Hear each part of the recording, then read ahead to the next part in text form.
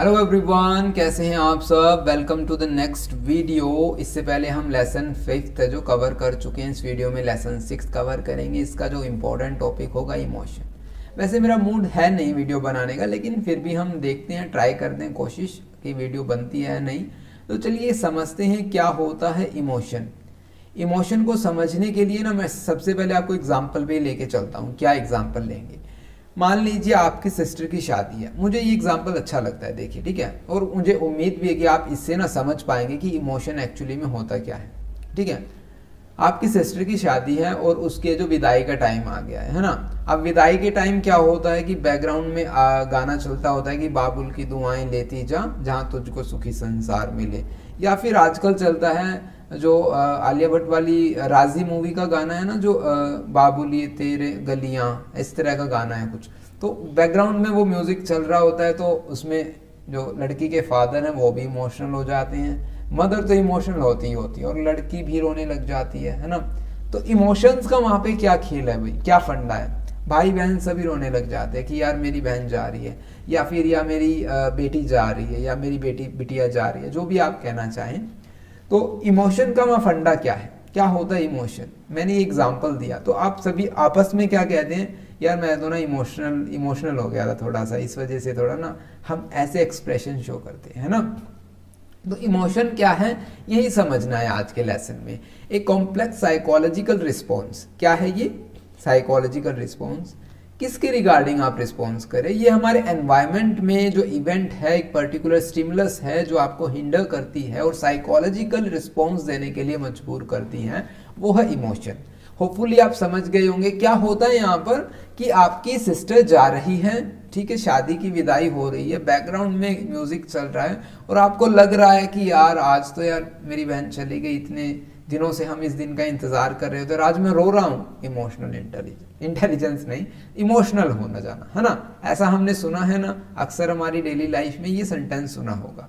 तो psychological response to a specific event, specific stimulus, इतना आप लोगों को समझ में आ गया। अब बात करते हैं इसके जो कंपोनेंट्स है, जैसे कि कौन कौन से चेंजेस आपको आपकी बॉडी में देखने को मिलेंगे। Physiological change, subjective change, behavioural change और कॉग्निटिव चेंज। फिजियोलॉजिकल चेंज में क्या होगा, मान लीजिए एग्जाम्पल यही रखते हैं, बॉडीली चेंज, जैसे कि हार्ट रेट इंक्रीज हो जाना, स्वेटिंग, मसल्स टेंशन। जब आपकी सिस्टर की विदाई हो रही है तो मुझे नहीं लगता कि आपकी हार्ट रेट बढ़ जा रही है, और शायद मम्मी पापा की बढ़ रही हो भाई हार्ट रेट, है ना। लेकिन यहाँ पर मसल्स टेंशन है जो आपको है, जो देखने को मिल जाएगी। हार्ट रेट कब बढ़ती है? जब आप अपने क्रश से मिलने की कोशिश कर रहे हैं या आप अपने क्रश से मिलने की कोशिश कर रही हैं, तो आप क्या होगा, हार्ट रेट बढ़ जाती है। आप लोगों ने महसूस किया होगा उस टाइम जो हम फील करते हैं, हम उसको भी इमोशन बोलते हैं। यार तुम मेरे इमोशंस को ना समझ नहीं सकते, उस कंडीशन में क्या थे, समझ रहे? हार्ट बीट इतनी धक धक धक धक चलती है, ठीक है, स्वेटिंग भी होती है, मसल्स टेंशन। उस दौरान आपको ये जितने भी चेंजेस दिखे हैं ना, सब देखने को मिलेंगे जब आप जो अपने क्रश से मिलने के लिए जा सकते हैं। तो अब बात करते हैं next, subjective feeling. Subjective feeling भाई सब्जेक्टिव मतलब पर्सनल जुड़ी हुई है, सभी आप अपनी अपनी होती हैं। अब ये हो सकता है कि सब्जेक्टिव का मीनिंग है कि आप किस कंडीशन में हैं। जैसे कि अभी विदाई हो रही है तो उस टाइम है तो खुशी का माहौल, हैप्पीनेस है, लेकिन कहीं ना कहीं सब्जेक्टिव एक्सपीरियंस वहां पर सैडनेस का है। तभी तो आप कहीं हम कहते हैं कि खुशी के आंसू है ना, खुशी क्या। तो कंडीशन, एनवायरमेंट हमारा हैप्पीनेस है, लेकिन फीलिंग है जो कहीं ना कहीं सैडनेस वाली है कि आज मेरी बहन है जो अपने घर को छोड़ के चली जा रही है या किसी नए घर में जा रही है, इस तरह की। ये सब्जेक्टिव फीलिंग में एंगरनेस भी हो सकता है और फियर भी हो सकता है, ये डिपेंड करता है। मान लीजिए आप हॉरर मूवी देख रहे हैं तो हम कह सकते हैं कि आपके जो सब्जेक्टिव फीलिंग्स होगी वो फियर वाली होगी। यस, अरे ये क्या हो गया भाई, ये कहाँ से आ गया, है ना। अब बिहेवियरल एक्सप्रेशन, बिहेवियरल एक्सप्रेशन क्या, आंखों से आंसू आना, बॉडी लैंग्वेज, बॉडी चेंज, आवाज का भारीपन हो जाना, this is the behavioural expression. Cognitive appraisal, cognitive appraisal में क्या होता है कि हम इंटरप्रेट करते हैं, इवेल्युएट करते हैं सिचुएशन को, जो इमोशन जिसका कारण होता है, जिसकी वजह से हम इमोशनल हुए हैं, सीधी सी बात है ना। तो ये 4 चेंज है जो आप अपनी बॉडी में देख सकते हैं। फिजियोलॉजिकल आप देख सकते हैं, दूसरे की बॉडी में भी देख सकते हैं। सब्जेक्टिव आप फील कर सकते हैं, बिहेवियर ऑब्जर्व कर सकते हैं। समझ पा रहे हैं इमोशन को? आपको समझ में आया कुछ क्या होता है इमोशन? मैंने एग्जाम्पल से समझाने की कोशिश की। यहाँ पे एग्जाम्पल लिखे भी हुए हैं, आप इनको पढ़िएगा। अब यहाँ पर जो इंपॉर्टेंट चीज़ें समझने की वो है भाई intensity. Emotion typically intense and short live. Intensity इनकी बहुत ज़्यादा हाई होती है, तभी तो हमें एकदम ही देखो ज़रा से किसी की याद आई और हमारी आंखों से आंसू बहने लग जाते हैं ना। तो इमोशनल मीन्स आपने सडनली कोई साइकोलॉजिकल बेसिस पे कोई मेमोरी हमने रिकॉल की और हमारी इंटेंशन उस मेमोरी कितनी ज़्यादा थी, इंटेंसिटी, कि हमारी आंखों से आंसू आने लग जाते हैं। मान लीजिए किसी लव्ड वन की डेथ हो चुकी है और फिर उसको रिमेंबर कर रहे हैं तो हमारी आंखों से आंसू आना नॉर्मल है। तो हम कहते हैं कि मैं थोड़ा इमोशनल हो गई इस पर्सन को लेकर, या इमोशनल हो गया मैं इस पर्सन को लेकर, है ना।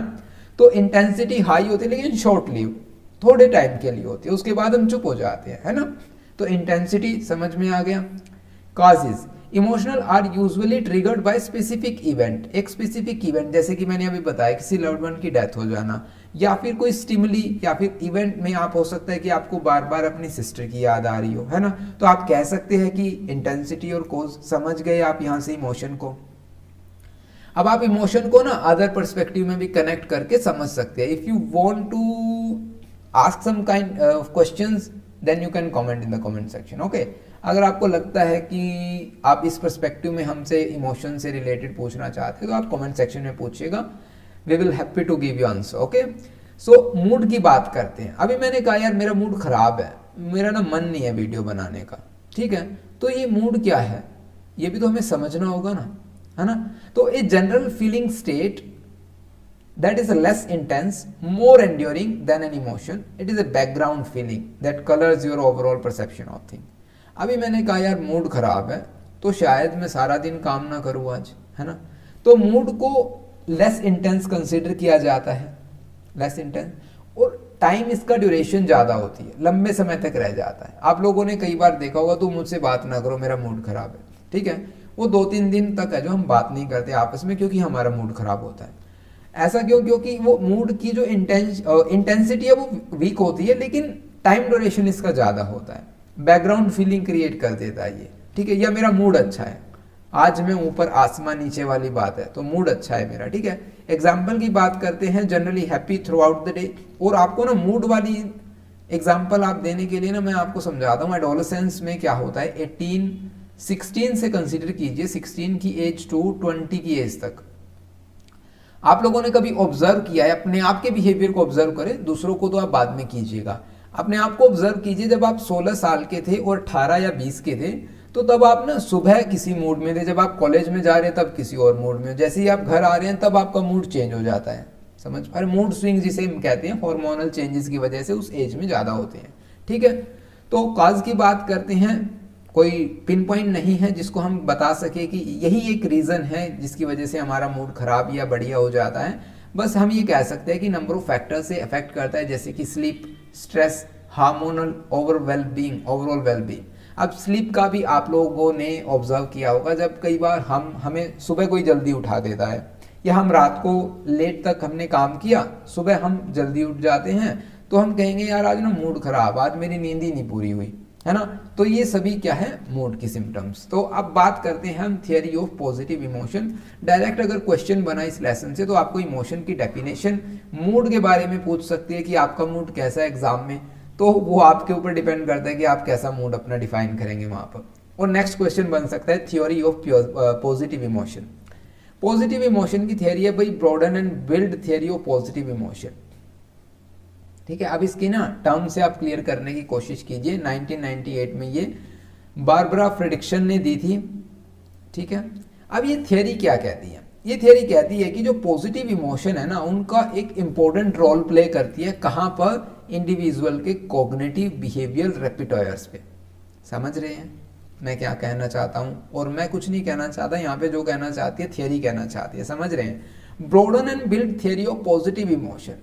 तो पहला पॉइंट क्या कहता है? Positive emotion elicit more cognitive responses. More cognitive responses का क्या मीनिंग रहेगा? देखिए पॉजिटिव इमोशन जब आप है ना महसूस कीजिएगा, पॉजिटिव इमोशन आपके अंदर होंगे। इमोशन आप समझ चुके हैं क्या होता है इमोशन, ठीक है। अब आपके अंदर पॉजिटिव फीलिंग है, पॉजिटिव फीलिंग है तो इट मीन्स यहाँ पर कॉग्निटिव रिस्पॉन्सेज जो आपके बेटर हो जाएंगे। कॉग्निटिव रिस्पॉन्सेज कौन कौन से होते हैं? जहां पर आपकी थिंकिंग प्रोसेस आ जाए। समझ रही है? कॉग्निशन को मुझे बार बार नहीं बताना पड़ेगा ना।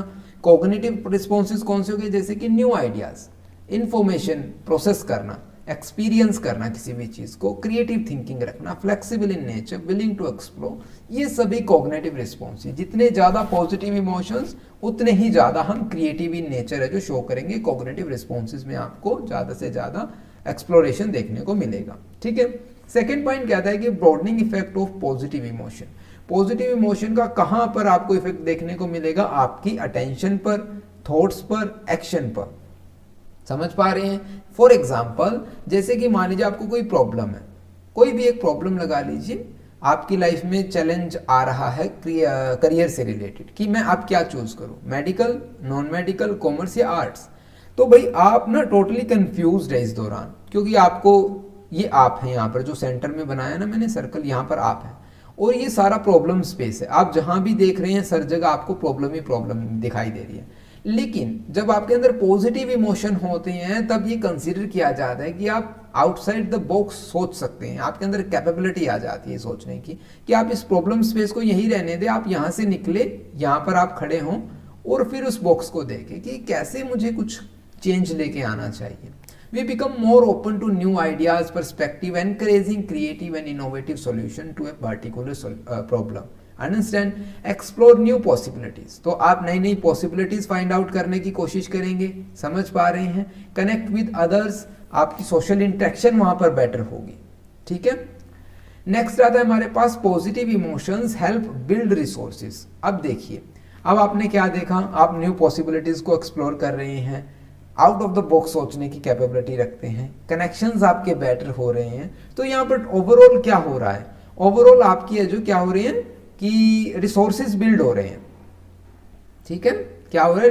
रिसोर्सेज बिल्ड हो रहे हैं। For example physical resources, intellectual resources, social resources, psychological resources. अब फिजिकल रिसोर्सेज में आप यूं समझ लीजिए आपका immune system, immune functioning better हो रहा है, स्लीप क्वालिटी बेटर हो रही है। समझ पा रहे हैं? मान लीजिए आपके अंदर पॉजिटिव इमोशन है, एक नेगेटिव इमोशन है। जब आपके अंदर नेगेटिव इमोशन है, पॉसिबल है कि आपको रात को नींद भी ना आए। समझ पा रहे हैं? आप बीमार हो जाएं, है ना। लेकिन जब आप पॉजिटिव रहते हैं तो आपका एनर्जी लेवल एक डिफरेंट लेवल पर होता है, स्लीपिंग जो आपका टाइमिंग है वो बेटर होती है, स्लीपिंग क्वालिटी बेटर होती है, हम ये कह सकते हैं। इम्यून सिस्टम प्रॉपर फंक्शन करता है आपका। इंटेलेक्चुअल रिसोर्सेज की बात करें तो आप आउट ऑफ द बॉक्स सोचते हैं और प्रॉब्लम्स को सॉल्व करते हैं, क्रिएटिविटी नेचर शो करते हैं, लर्निंग की कैपेसिटी वहाँ पर इंप्रूव होती है।